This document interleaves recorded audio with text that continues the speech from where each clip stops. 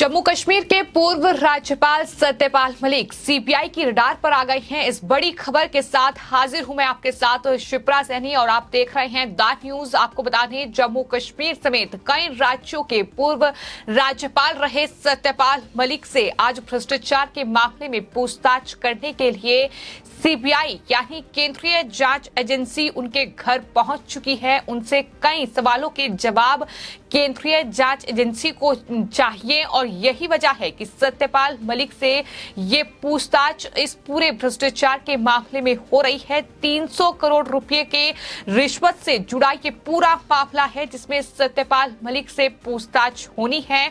और आपको ये बता दें कि इस मामले में सीबीआई ने एक सप्ताह पहले ही सत्यपाल मलिक को नोटिस जारी कर दिया था, जिसके बाद सत्यपाल मलिक का जवाब भी सामने आया था। उन्होंने कहा था कि मैं 27 और 28 अप्रैल को सीबीआई को मैंने समय दे दिया है, वो आकर मुझसे पूछताछ कर सकते हैं। दरअसल ये पूरा मामला जो है एक भ्रष्टाचार से जुड़ा हुआ है जिसमें कुछ सवालों के जवाब सीबीआई को चाहिए और यही वजह है कि जम्मू कश्मीर के पूर्व राज्यपाल रहे सत्यपाल मलिक से पूरे मामले में पूछताछ हो रही है। सीबीआई उनके घर पहुंच चुकी है।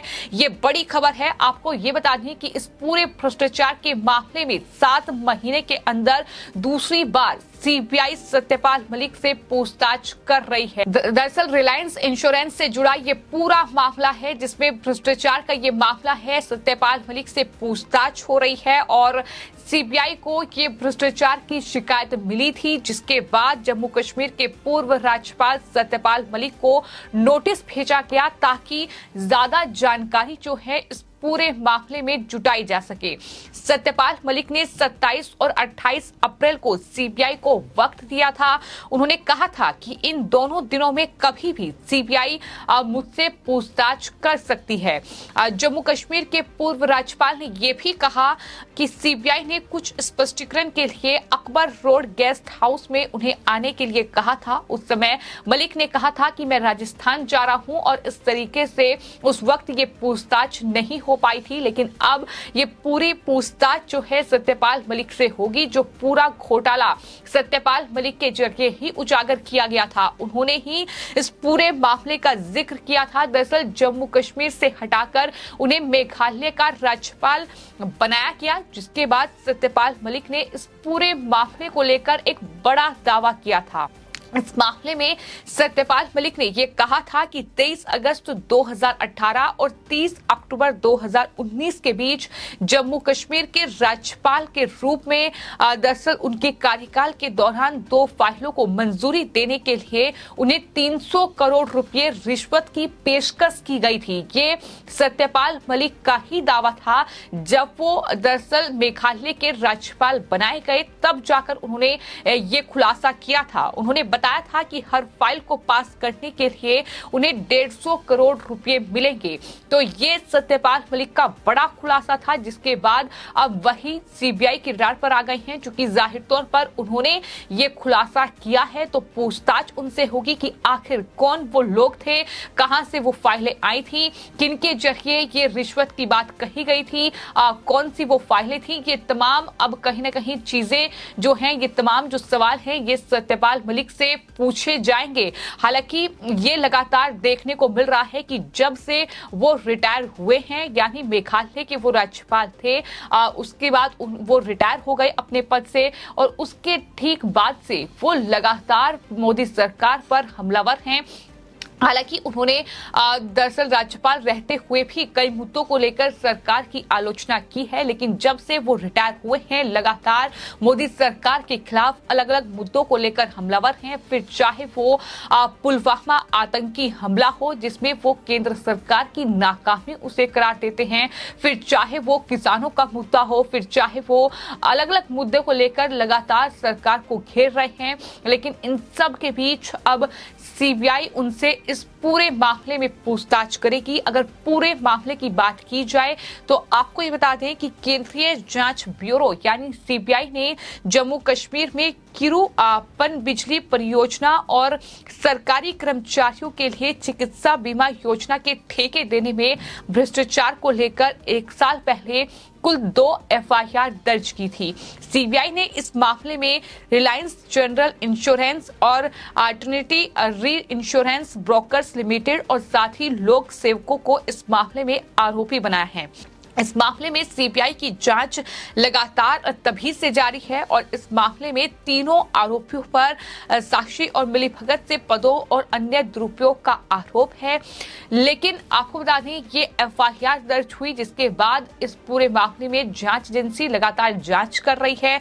कई लोग आरोपी पाए गए हैं लेकिन सत्यपाल मलिक की भी अहम भूमिका मानी जा रही है क्योंकि उन्होंने ये खुलासा किया कि 300 करोड़ रुपए की रिश्वत की पेशकश की गई थी। हालांकि इस पूरे खुलासे के बाद, इस पूरे दावे के बाद सत्यपाल मलिक के अब केंद्रीय गृह मंत्री अमित शाह ने भी हाल ही में एक बड़ा बयान सत्यपाल मलिक को लेकर दिया और ये कहा कि आखिर उन्होंने ये खुलासा तब क्यों नहीं किया, ये दावा तब क्यों नहीं किया जब उन्हें रिश्वत की पेशकश की गई थी। भले ही वो जम्मू कश्मीर के उस वक्त राज्यपाल थे, वो तभी ये कहते कि उन्हें इस तरीके की रिश्वत की पेशकश की गई है।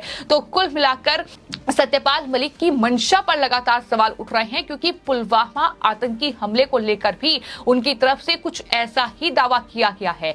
अब वो चूंकि राज्यपाल नहीं है और उसके बाद वो रिटायर हो चुके हैं, कहा यह भी जा रहा है कि दरअसल उन्हें ये उम्मीद थी कि सरकार जो है उनका कार्यकाल बढ़ाएगी, उन्हें कुछ अहम जिम्मेदारी सरकार सौंपेगी। उपराष्ट्रपति बनने का सपना उनका था लेकिन वो सपना उनका अधूरा रह गया जिसकी वजह से वो सरकार पर हमलावर है। ये भी लगातार खबरें सामने आ रही हैं और यही वजह है कि वो अब तमाम अलग अलग मुद्दों को लेकर सरकार को घेर रहे हैं।